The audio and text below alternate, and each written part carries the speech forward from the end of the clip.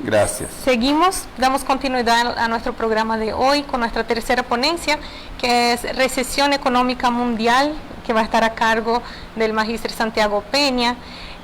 Don Santiago Peña es economista egresado de la Universidad Católica de Asunción, máster en Administración Pública por la Universidad Columbia de Nueva York, es exministro de Hacienda y publicó varios trabajos de investigación en áreas de política monetaria y finanzas, y actualmente se desempeña también, además de su labor política, como profesor titular de la teoría económica de la UCA. Bueno, con esta ponencia que nos va a estar exponiendo, se pretende analizar los efectos de la recesión económica mundial ocasionados por la COVID-19.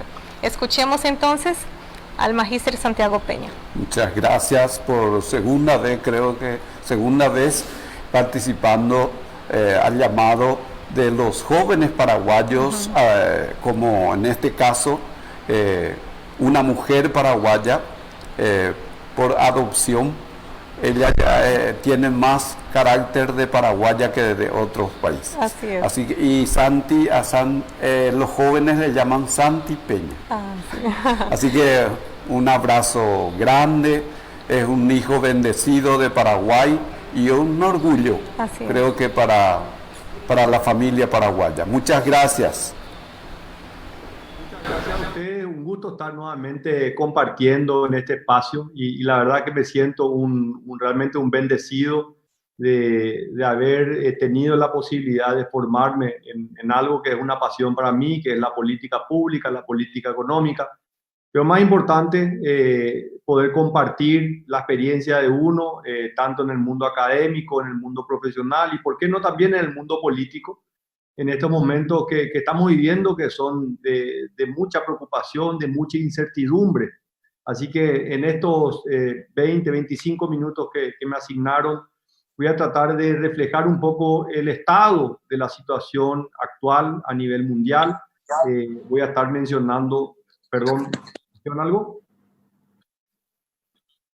Bueno, voy a tratar de compartir cuál es la información que hoy se maneja a nivel mundial sobre la situación económica, el proceso de recuperación, y brevemente también voy a mencionar un poco lo que significa esto para nuestro país. La verdad que el momento en el cual estamos discutiendo esto creo que es muy oportuno. En este momento se están llevando a cabo de manera virtual, pero se están llevando a cabo las reuniones anuales del Banco Mundial y del Fondo Monetario. Este es un evento muy importante a nivel multilateral donde se presentan las últimas variables macroeconómicas, las proyecciones de crecimiento, de inflación, tipo de cambio, exportaciones, cómo está la situación económica a nivel mundial, y creo que es el principal organismo multilateral que hace esta proyección, y después es importante que esto baje ya a nivel regional y a nivel también local. En el caso de Paraguay,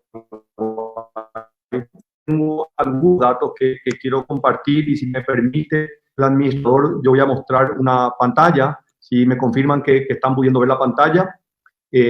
Acá tengo algunos datos que me gustaría compartir con ustedes. Como le había mencionado, esto fue publicado la semana pasada en la ciudad de Washington, y es lo que se está utilizando hoy como la principal referencia en materia económica, ¿verdad? Lo que hoy sabemos y está confirmado es que esta es una recesión global muy profunda. Sabemos que es la peor recesión económica desde la Gran Depresión de 1929.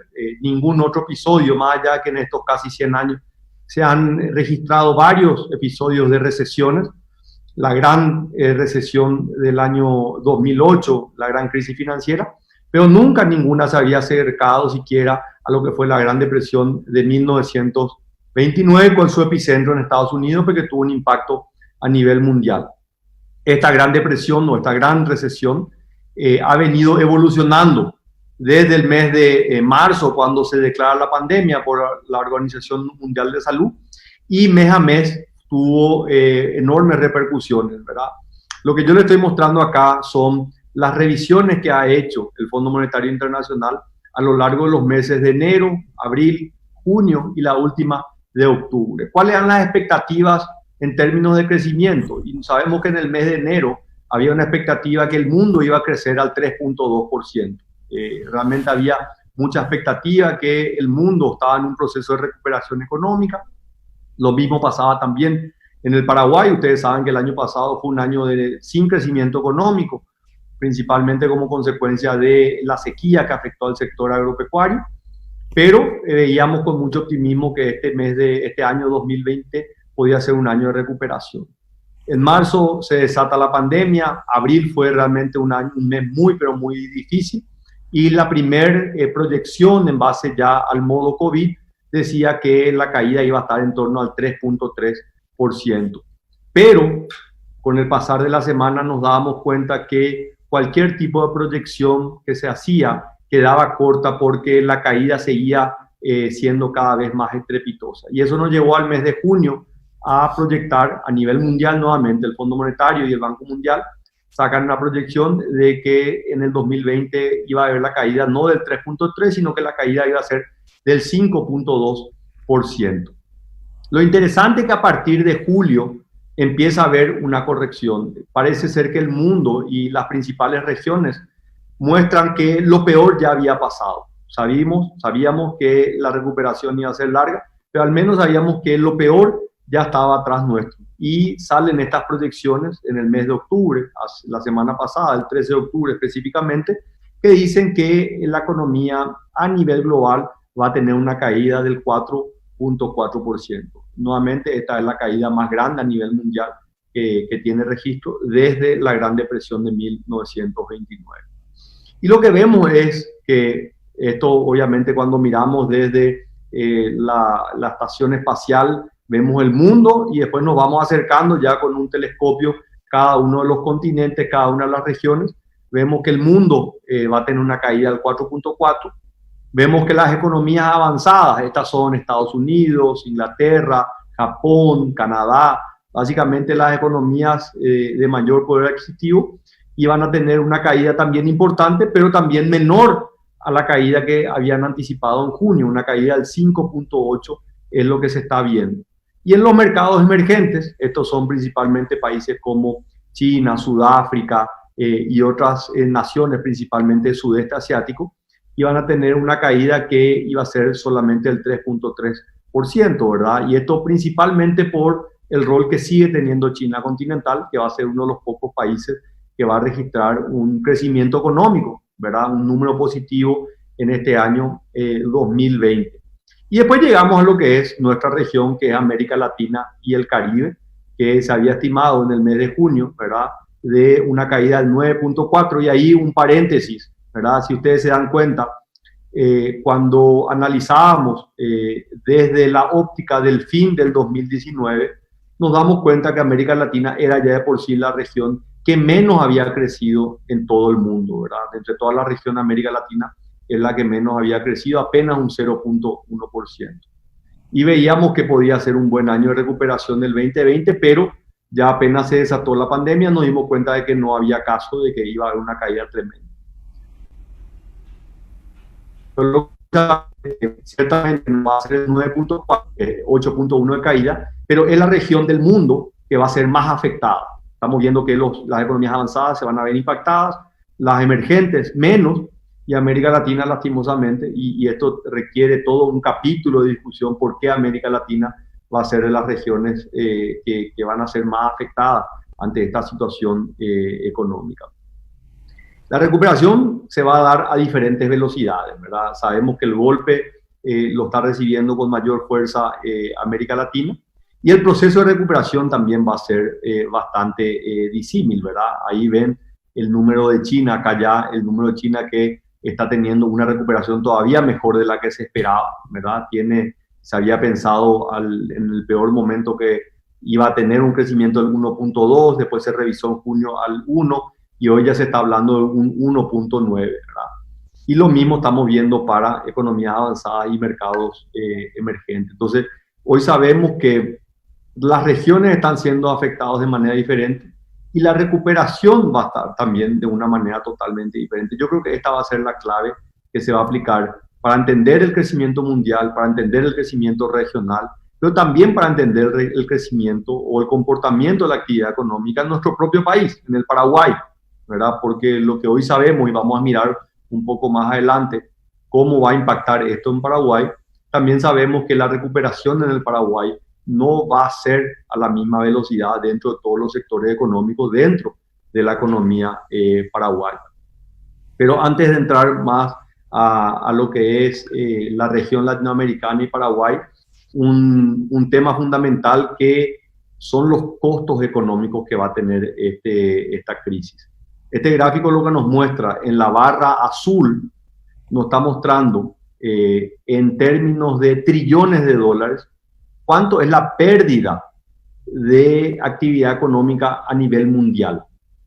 Lo que nos dice es que entre el año 2020 y 2021, esto es, este año y el próximo año, el mundo en su conjunto va a perder cerca de 10 trillones de dólares, un número tremendamente alto. Esto es como, para que se dé una idea, la economía americana es una economía de unos cerca de 7 billones de dólares, ¿verdad? Entonces estamos viendo de que casi se va a perder toda una economía americana, que es la segunda economía más grande del mundo, después de China, que ya están ahí, por algunos índices ya están prácticamente al mismo nivel.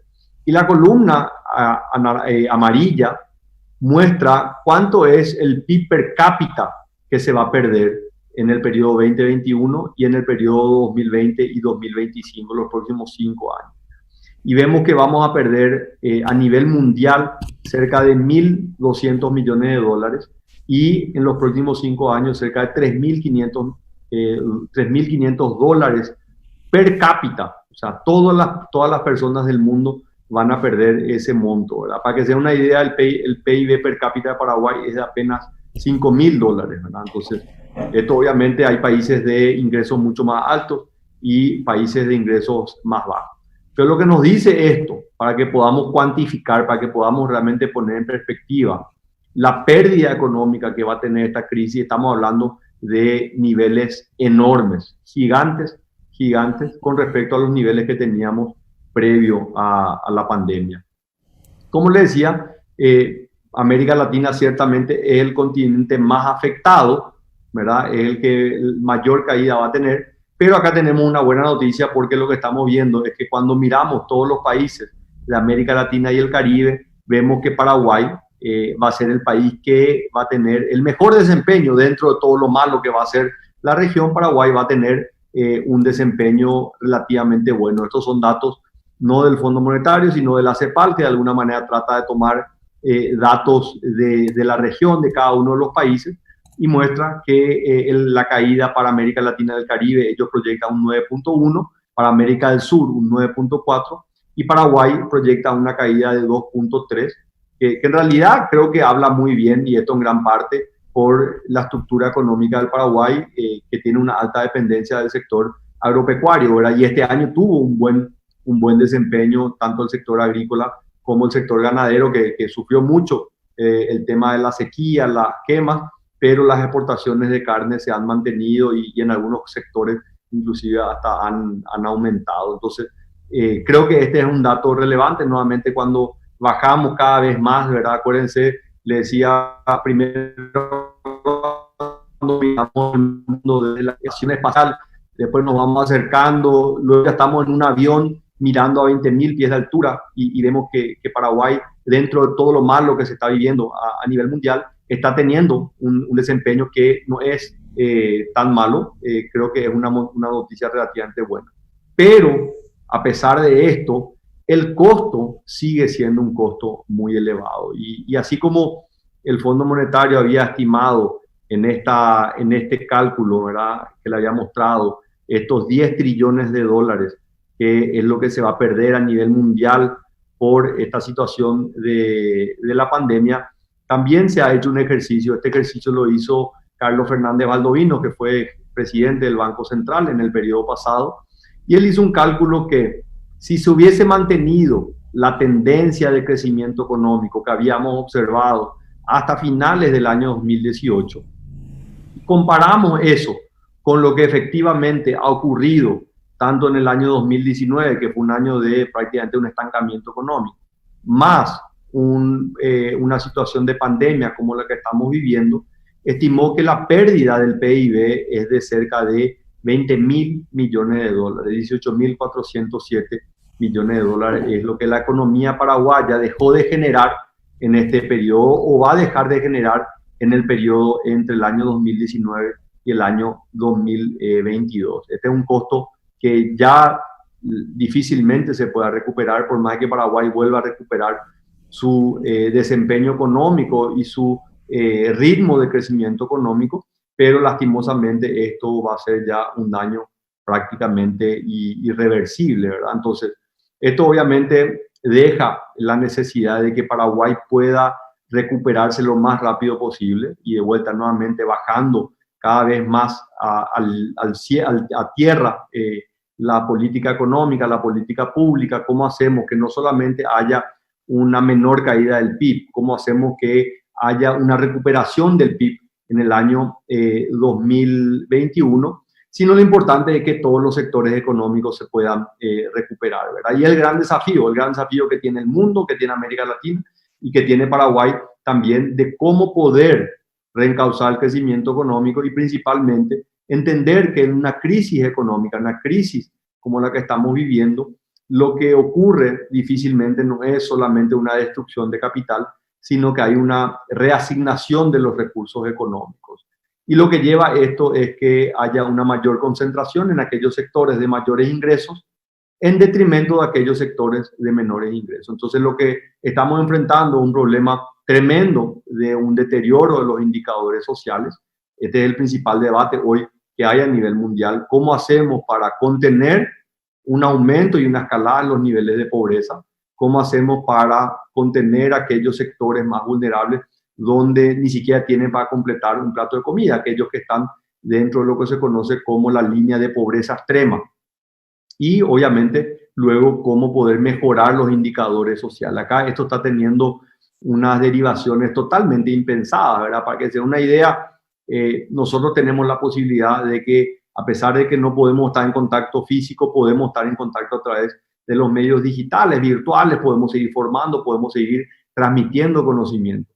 Pero en grandes sectores de la población, principalmente en los sectores más vulnerables de ingresos bajos, estas facilidades no están, ¿verdad? Entonces, tenemos ya de por sí un sistema escolar que genera altas brechas, donde aquellos que tienen la posibilidad de educarse en un sistema privado tienen la posibilidad de tener acceso a información que en el ambiente público es muy difícil. Eso en condiciones normales.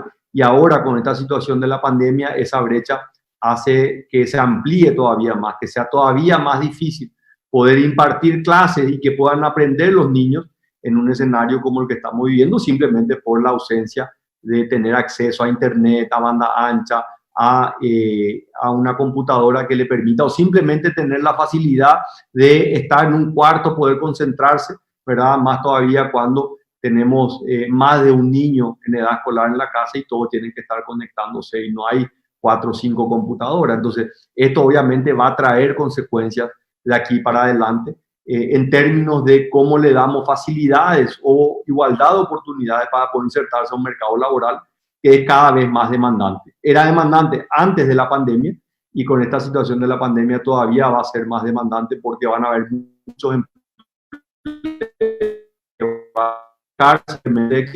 y van a haber otros que van a requerir de nuevas habilidades que obviamente no se están pudiendo acceder a través del sistema de formación formal. Entonces, yo no sé, pero si por ahí quedan unos minutos, también me gustaría poder estar atento a preguntas que puedan tener.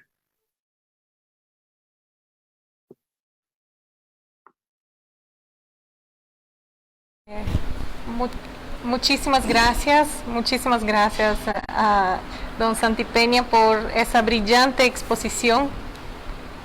Y bueno, y creo que gracias Santipeña, orgullo para Paraguay.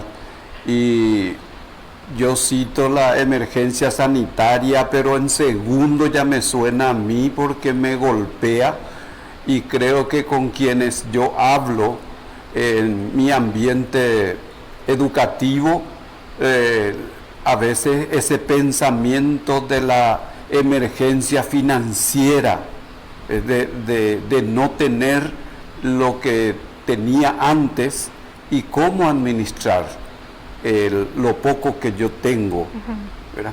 Esa finanza familiar santipeña. Y yo digo, lo que yo sé es educación, y yo le pregunto a Santi, ¿cómo se plantea ese problema porque se complica con la emergencia alimentaria, emergencia laboral, pero el tema es la finanza? ¿Cómo deberíamos, desde una institución educativa, qué puede hacer en esta pandemia a través de la metodología virtual? Yo en mi carácter de educador le quiero pedir a Santi, 3 minutos nomás, de insistir un poco para que se haga la receta básica de cómo enfrentar esta emergencia financiera, Santiago Peña. No hay una bala de plata o no hay una receta a seguir, ¿verdad? Pero nosotros tenemos que dimensionar el problema que estamos enfrentando. O sea, este es un problema grave, es un problema que va a traer consecuencias a mediano y largo plazo. Y estamos enfrentando, digamos, una trilogía. Hay 3 frentes que nosotros tenemos que enfrentar.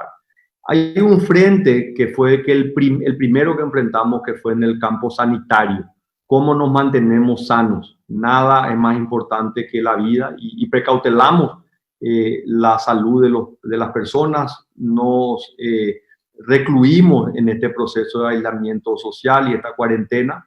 Luego empezamos a preocuparnos a través del problema económico, la salud económica de la familia, la salud económica del país. Es un problema tremendo, donde se tienen que implementar políticas públicas, principalmente de contención de los empleos que todavía existen. O sea, nosotros tenemos que estar cerca de aquellos que crean empleo, entender su problemática y tratar de ayudarle para que no se elimine más empleo. En toda crisis, y una de las grandes enseñanzas que nos deja la Gran Depresión del 29, es que el empleo que se pierde le cuesta mucho recuperarse. Entonces tenemos que cuidar los empleos que ya tenemos actualmente. Y obviamente luego tratar de recuperar aquellos que se perdieron y generar más empleo. Y el tercer tema, que yo creo que hoy todavía no está dentro de la agenda de política pública, pero que es un tema de enorme preocupación, es la salud mental de adultos, de jóvenes y de niños. Nosotros no podemos subestimar el impacto que va a tener esta situación de aislamiento, esta situación de confinamiento que hemos tenido por largos meses, y cómo esta situación de salud física con la salud económica va a afectar también a la salud mental de la población. Entonces creo que el rol que puede jugar la academia en acompañar estos procesos, de cómo ayudar no solamente en el cuidado sanitario. Hoy sabemos que no aglomerarse, lavarse las manos, usar tapabocas son las medidas más efectivas. En materia económica es fundamental cuidar el presupuesto de la familia, cuidar los recursos, tratar de priorizar aquello que es lo más importante, y luego también llevar esto a lo que es el ambiente de la salud mental, de cómo podemos trabajar en ese rol tan importante de hablar las preocupaciones que tenemos como familia, y ahí la academia creo que puede ayudar muchísimo. Bueno. Muchas gracias. Gracias, Santi. Muchísimas gracias, Santi Peña. Y está acompañándonos también en ese momento la senadora, la rectora adjunta de la Universidad de Nihon Gakuo. También nos gustaría saludarla. También estuvo acompañando esa ponencia.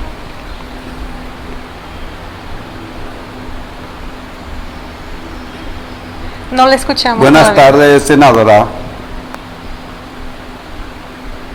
Disculpen, buenas tardes. Buenas tardes. Escucharles a tres exponentes muy importantes y al final en las políticas públicas tres frentes. Qué importante, Magíster Santiago Peña, la salud, que es la vida, la salud económica, que es la administración de la familia y que trae como consecuencia a los niños, jóvenes, tercera edad, inclusive a la familia misma, el problema de la salud mental. O sea que hay consecuencias que hay que estar analizando desde ahora, porque analizar, yo estoy en la bicameral, presupuesto, y analizar es realmente entrar en una crisis, entrar en una pandemia, porque sabemos que Paraguay tiene mucha riqueza. Tenemos tierra fértil, tenemos que volver a las huertas. Yo me recuerdo que mi papá y eso cultivaban hortalizas y teníamos autosustentabilidad. Tenemos que volver a eso.